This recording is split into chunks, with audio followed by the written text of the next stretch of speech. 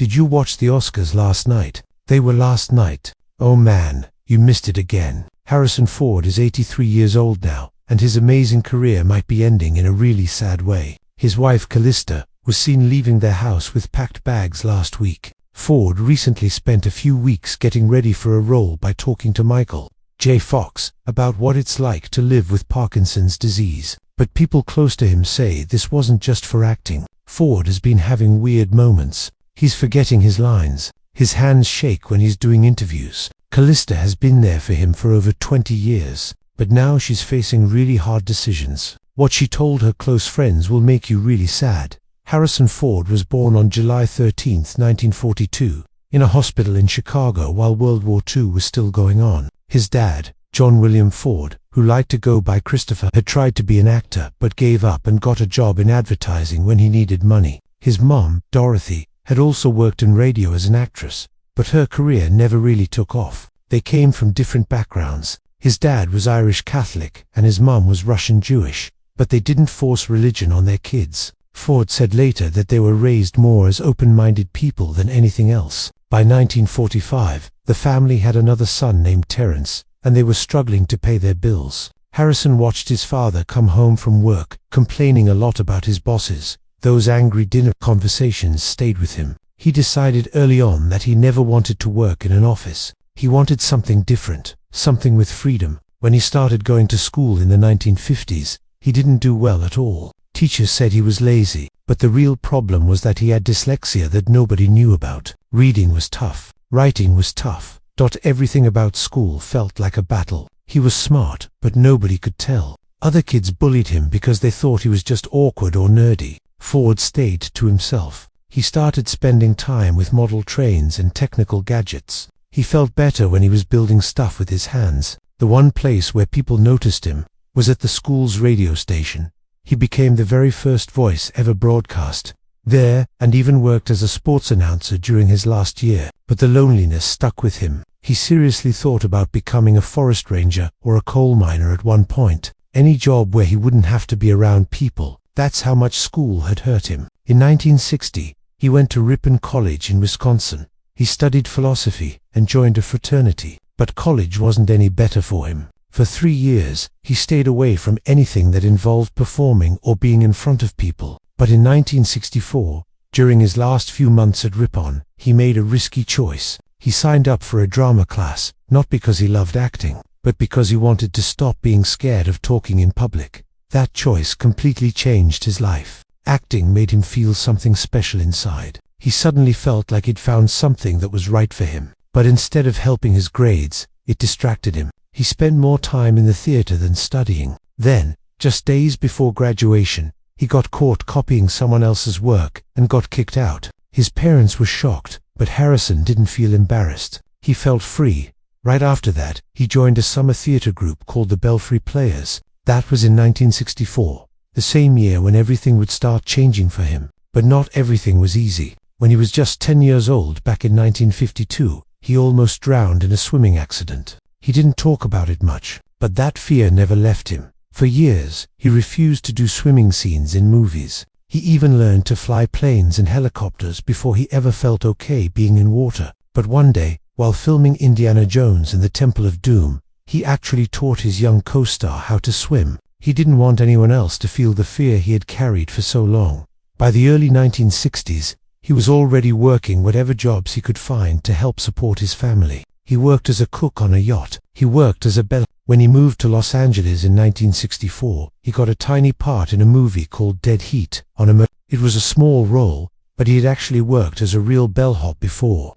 So it felt weirdly like things had come full circle. In one fight with a producer, Ford said something confident. If Tony Curtis could make delivering groceries look like acting, then he could make working as a bellhop look like a performance. That confidence would eventually make him a star. That same year, in June 1964, Ford married Mary Marquardt, a woman he had met in college. She believed in him when he didn't believe in himself. Even after a terrible performance in a college play, where he froze up on stage, she kept pushing him to keep trying. They had no money, no jobs, and no honeymoon. They packed their bags and drove to Los Angeles with just $300. Mary worked multiple jobs to keep them going while Ford went to auditions, failed, and tried again. He got a contract with Columbia Pictures in 1964 that paid $150 a week. It sounded like a dream, but it quickly became a nightmare. Studio bosses told him he'd never make it. They said his name was too fancy, his acting too stiff, and his presence too boring. One person even told him to cut his hair like Elvis and change his whole look. He said no. After just 18 months, they dropped him from the contract. He was crushed. By 1970, he had stopped trying to act full-time. He taught himself carpentry by reading books from the library. He built a recording studio for a Brazilian musician named Sergio Mendes. Even though he had no clue how to do it, he stood on the roof with a carpentry book in his hand, learning as he went. But Mendes liked his attitude and told other people about him. Soon Ford was getting carpentry jobs from big names: Francis Ford Coppola, Joan Didion, Richard Dreyfuss. These jobs kept his family alive. In September 1967, his first son Benjamin was born. But they were still broke. Ford wasn't getting acting work. He auditioned for The Graduate and got rejected. He worked 12-hour days building furniture and fixing houses. Mary worked. Their small apartment was full of stress and worry. Ford said later that becoming a father changed everything for him. Now every rejection hurt more because it wasn't just his dream anymore. His whole family was depending on it. Then in 1973, he got a small role in American Graffiti for just $500. It almost didn't happen over a silly complaint. Someone accused him of eating too much from the free food table on set, but that little movie became a hit. Ford had actually asked for $15 more per week during filming, just to make up for the carpentry money he was losing.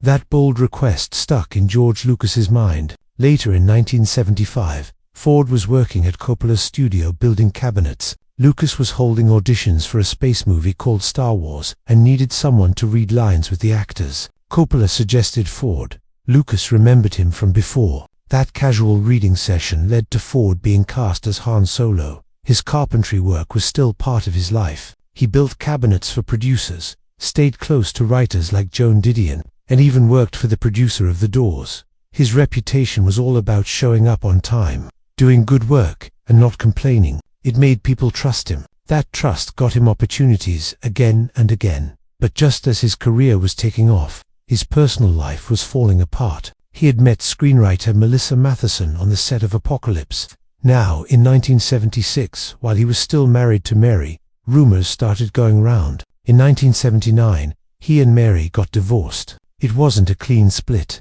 Years later, his divorce from Melissa in 2004 became one of the most expensive divorces in Hollywood, costing between $85 million and $118 million, since they didn't have a prenup agreement.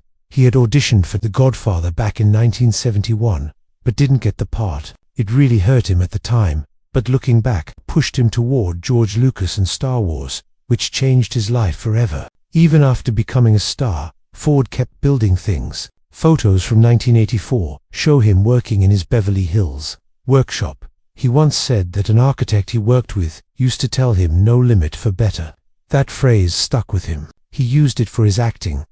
Every role, every scene, every moment he wanted to make it better. Harrison Ford never planned to become Han Solo. In 1977, he was only hired to help other actors practice their lines during Star Wars auditions. He wasn't even trying out for a part himself. But something happened when he read the lines. George Lucas saw something special in him. He gave Ford the role of Han Solo, and that decision changed everything. Star Wars became a huge hit around the world and turned Ford into a superstar overnight. One of the most memorable moments in Star Wars history came from Ford's own idea. In The Empire Strikes Back, when Princess Leia says "I love you," the script had Han Solo saying back "I love you" too, but Ford didn't think that felt right for the character. In the middle of filming, he just said "I know" instead. That short line became one of the most famous in movie history. It was bold, it was cool, and it came straight from Harrison Ford himself. But not everything behind the scenes was fun and games.